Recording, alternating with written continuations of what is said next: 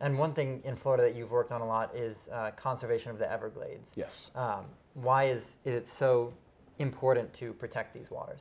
Oh, because listen, the Everglades system is really the basis of water for the entire southern peninsula of our state. Back in the 30s and the 40s, the Army Corps of Engineers, the purpose was at that time to drain the swamp, like not figuratively, literally. This was the plan by Governor Brower. This was the plan of the Army Corps of Engineers, was to literally drain the Everglades for farmland and for development, so on and so forth. But what we've seen is that if you want to have fresh water to supply the entire southern peninsula, we need a healthy Everglades system. One, it just protects and maintains the beauty of the Florida environment. Number two, it allows people to come there and be able to raise families and live lives. So the Everglades restoration is bipartisan, nonpartisan in our state. It's something that everybody gets behind. Everybody's pulling together in that situation. What we want to see is the federal government do their part, which they should have done 20 years ago, mind you, but do their part with respect to funding Everglades restoration, because it is the federal government that in part made the current Everglades system the way it is, which does not work for the future of Florida.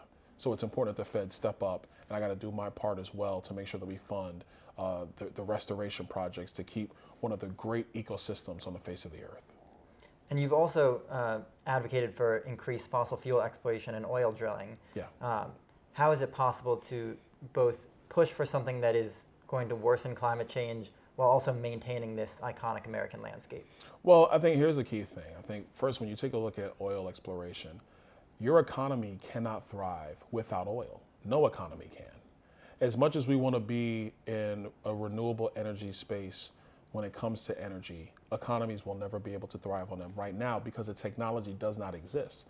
So the premise I always ask for people who raise a question like you're raising to me right now is it okay for economies to fall apart and for people to starve and to freeze in their homes for the goal of saving the planet? Because we can't do both, not now. And I know it might seem hyperbolic what I'm saying, but those are the actual facts of the matter. There's a reason why Germany right now, where they're in this quandary with Russia, where they're importing Russian gas and Russian oil because they need it to heat homes and to keep their economy thriving. They just don't want to produce it in their own country. So the West, we can't have our cake and eat it too. We can't have it both ways. If the desire is to move to renewable energy, which I think is a noble goal, I'm not trying to demean the goal. I just think that the process is illogical. Because like I said, the technology doesn't exist for solar and wind to power the globe consistently, where you can run economies and you can heat homes and you can cool homes and so on and so forth. The technology is not there. So you do have to pump for oil and natural gas. If you do not, you are cutting your nose off to spite your face. And although you have ideals of reaching a green future, you'll never be able to reach the green future because you're trying to jump a chasm that no economy has the ability to jump. It is reckless to go down that road. Now, if you want to embrace green technology, or the zero emissions technology, let me put it that way, we can do that right now. I'm a member of the Advanced Nuclear Reactor Caucus. We power our nuclear subs with modular reactors that spin all of the nuclear material. They power our subs right now. We have men and women of our Navy who literally live and they sleep on these subs where there's a nuclear reactor 100 feet from them. If it works, if it's good enough for our members of our military, and we've been doing this now for about 50 years in the United States, the technology is there. We should be able to power so many of our cities by using modular advanced nuclear reactors, as opposed to buying solar panels from China.